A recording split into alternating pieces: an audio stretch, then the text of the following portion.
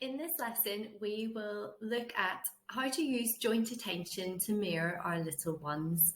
And in our first module, Laying the Foundations, we discovered that joint attention was a really key foundational skill in our communication house, meaning that it was important to have established first before other language can develop successfully. It typically starts to develop at around 9 months, so quite early on, and continues to develop as our children get older. Joint attention is when our child can switch their attention between us and an object.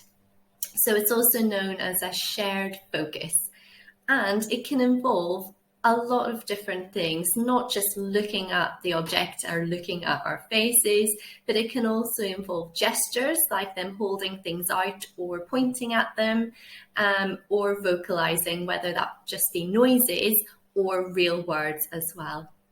So if you were playing together with a puppet, for example, one example of joint attention would be that your child would look at the puppet and then back to you.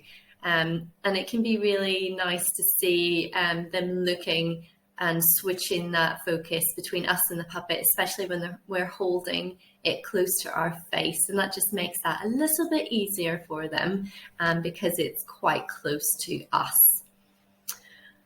Joint attention is a really key step of development, and it kind of marks that step forward where they're learning that we are talking about words and objects. So when they've paid attention to that object and they hear us talking about it, they are learning to associate that word we're using relates to that object and that thing. And that's why it can be really useful that when we're talking about something that we are gesturing towards it or holding it or moving it as well, because that will help them make that connection between the object and the word.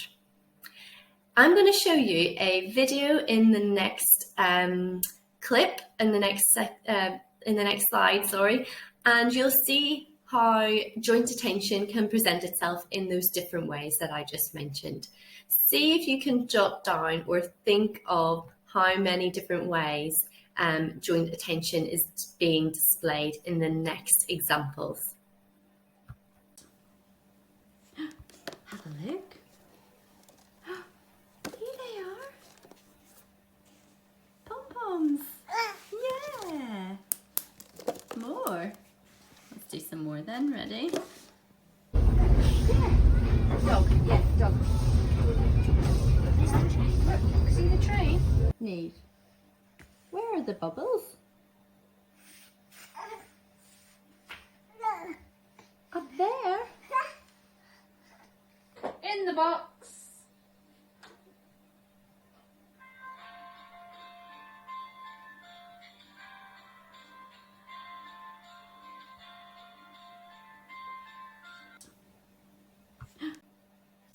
Okay, so you can pause this video if you'd like to jot down any more of your ideas.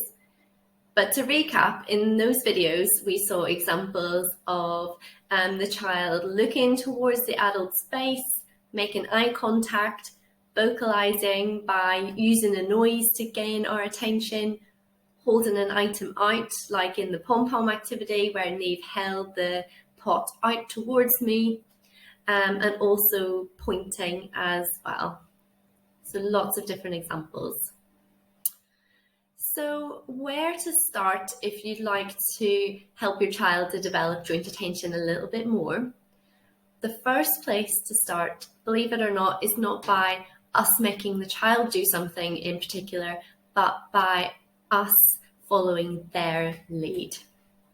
So children will be far more interested in what we have to say and what we're trying to do if we follow their lead and engage in something that they're already interested in.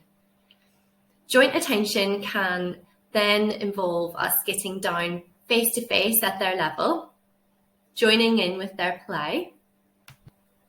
The next step is then to copy what your little one is doing. So again, we are not modeling anything for them to do, but copying their actions will really encourage that engagement, capture their interest, as children are far more interested in something that we are doing that copies them. And then allowing some pauses. So if we do an action, pause and wait and just see how they respond. Like I said before, it can be really useful to bring items up to your face to encourage that shift in their gaze upwards, but we're not forcing them to make eye contact here. So where do you go next? Well, apart from trying out these strategies at home with your little one, you can take the quiz in the next section that just helps you recap what I've talked about before you move on to your extend lesson.